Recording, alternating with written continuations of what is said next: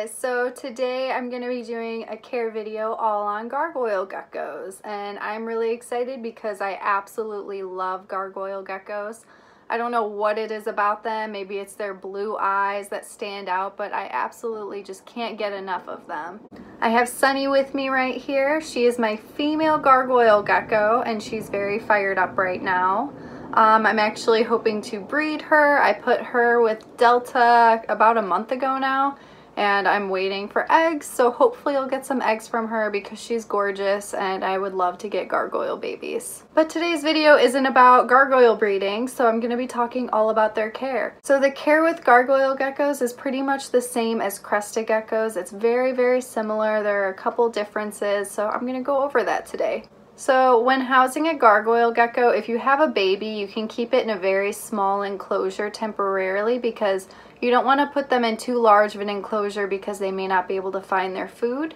So if you have a small baby, you can put it in a tiny little enclosure and then bump it up to a 12 by 12 by 18 when they turn into adults. You can also go larger. If you have an adult, you can do 18 by 18 by 24. Every time that you're going to be upgrading a gargoyle into a larger enclosure, you just want to monitor and make sure that they're still eating their food and they're able to find that food source within their enclosure. So again, gargoyles, just like crested geckos, they have the same exact temperatures. You're going to want room temperature for these guys, so you aren't going to need any additional heating as long as you have a very nice, good room temperature. You don't want it to drop below 65 degrees for these guys, and you also don't want it to exceed 79 to 80 degrees because that's a little bit too hot for them. They do not require any UVB whatsoever, so that's not going to be necessary for these guys, and that's another thing to keep in mind. Makes it a little bit easier for caring for them. When it comes to the diet for gargoyle geckos, again, it's very similar to crested geckos. You're going to want to be feeding them Pangea or Repashy, which is a powder mix that you mix up with water, and they'll be eating that. And you also want to feed them insects. The difference with gargoyles and crested geckos is that gargoyles require a little bit more protein than the crested geckos, so you really want to make sure that you're offering them insects at least once a week. And while you're going to be feeding them insects, you want to make sure that you're going to be coating that in calcium D3, and then at least once or twice a month you're going to want to be switching it out and coating the insects with a multivitamin. Some of the insects that you can feed them include crickets, superworms, waxworms, hornworms, pretty much the same deal as all the others. They also eat dubias. So another thing to keep in mind, if you're going to be having a gargoyle gecko, it's best to make sure you're supplying insects. Some people get these geckos thinking that they don't like the insects and they don't want to deal with it and they're just going to feed them Pangea and Repashy. They do need that protein though, so it's something that you will have to do. When it comes to Pangea or Repashy, I think that variety is the best. You don't have to stick to just one thing. It's good to give them different types of food just to give them a better health. These geckos tend to not really drink from water bowls. Some people leave little water dishes for them to lick, but again, an animal like this, you're going to want to be misting the enclosure down because they primarily just lick the moisture off of the leaves in the enclosure to hydrate themselves. And they do require a humidity that's 60 to 80%.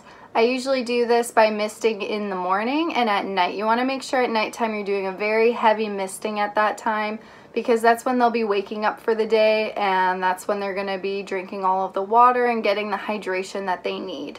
These are very easy animals to take care of. They are nocturnal, so they're going to be sleeping during the day. They're very active at night. I think that they're very good with handling. People ask me all the time if they're more jumpy than crested geckos or they bite more, and honestly, they have the same exact temperament as crested geckos. Generally, every single animal will have its own personality. Some of them scare more easily than others, and some are more chill, some are very jumpy. Honestly, you don't know what you're going to get. Each animal is going to have its own little different behaviors and do things a little bit differently. Sonny here is my least jumpy gargoyle gecko, and that's why I have her out for this video. Gargoyles come in many different morphs. That's another thing that people love about these animals. I personally love the orange blotched, and that's what I would love to breed for. The reds are also amazing. There are also cheaper morphs. When you're getting a gargoyle gecko, they tend to be a little bit more expensive than the crested geckos. You can get a crested gecko for usually $60, but gargoyles are usually around like $85 or in the hundreds. And again, if you do have a special morph, the price will definitely get upped.